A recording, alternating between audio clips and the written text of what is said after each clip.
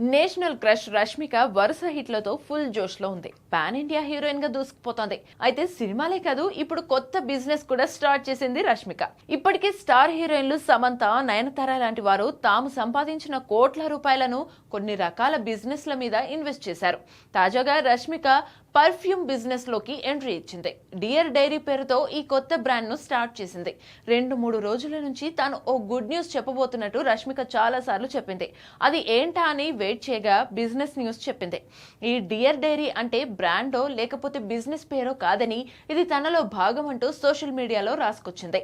ఇక పర్ఫ్యూమ్స్ విషయానికి వస్తే ఒక్కో బాటిల్ ధర 1600 నుంచి 2600 దాకా ఉంది. హీరోయిన్ గా సూపర్ సక్సెస్ అయిన రష్మిక మరి బిజినెస్ లో ఏ స్థాయి వరకు రాణిస్తుంది అనేది వెయిట్ చేయాలి. ఇకపోతే ప్రస్తుతం వరుస సినిమాలతో బిజీగా ఉన్న రష్మిక రీసెంట్ గానే కుబేరా మూవీతో భారీ హిట్ అందుకుంది. నెక్స్ట్ ఆమె లైనప్ లో గర్ల్ ఫ్రెండ్, మైసా అనే లేడీ ఓరియంటెడ్ సినిమాలు కూడా ఉన్నాయి. అలాగే 2 భారీ పాన్ ఇండియా సినిమాలు చేస్తున్నట్టు ప్రచారం జరుగుతోంది.